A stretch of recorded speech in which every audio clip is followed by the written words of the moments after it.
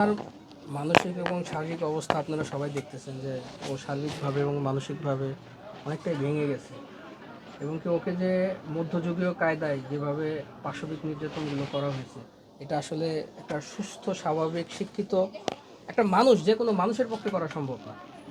তো আসলে বিষয়টি হচ্ছে যে মোহনার এই ট্রমা কাটায় উঠতে আসলে ওকে সঠিকভাবে পরিচর্যা করার জন্য ওর একজন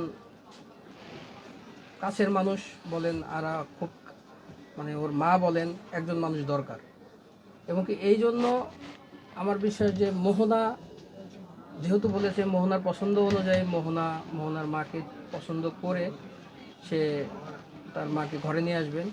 আমার মনে হয় যে যেটা মোহনার জন্য কমফোর্ট হবে, যেটা মোহনা ভালো থাকতে পারবে যেটাতে, সেটাকেই প্রায়োরিটি দিয়ে মোহনা এবং মোহনার বাবা দুজনেই পরামর্শ করে সিদ্ধান্ত নেবে এবং কি আশা করি যে মোহনা আমাদের মতন স্বাভাবিক জীবনযাপনে খুব অতি দ্রুত ফিরে আসবে এই কামনাই করি।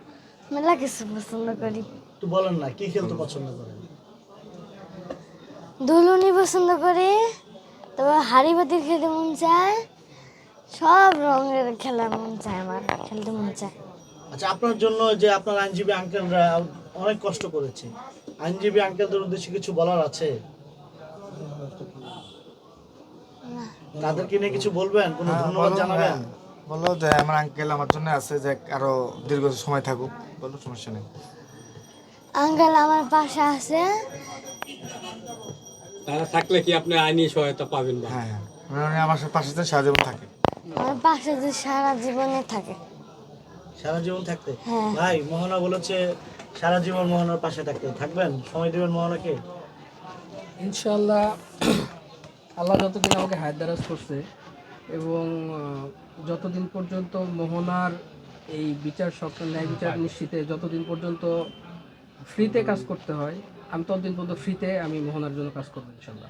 আপনারা সবাই জানেন যে এই মামলাটার পিছনে মানে আমি এখন পর্যন্ত মোহনার বাবা উপস্থিত, আমি এখন পর্যন্ত 10টা পয়সা আমি পকেটে দেখি, তাইও নেই কখনো।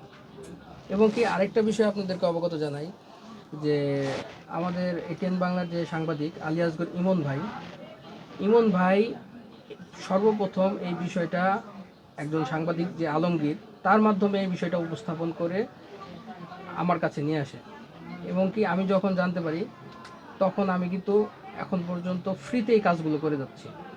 আজকে আপনারা জানেন যে বিমানের এমডি জামিনের জন্য আমাদের ঢাকা আইনজীবী সমিতি থেকে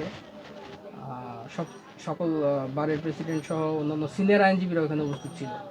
ঠিক আছে, ওনারা অনেক টাকা পয়সার মালিক, বিমানের এমডি, তাদের হিসাব কিতাব আলাদা, কিন্তু আমরা কিন্তু আসলে মানে ফ্রিতেই কাজ করতেছি এবং কি আমাদের উপরে আল্লাহ আছে আর নিচে মনে করেন যে ওসিলা হিসাবে এখন আল্লাহ যাকে দিতেছে তাকে দিয়েই আমরা এই ফ্রিতেই কাজগুলো করতেছি।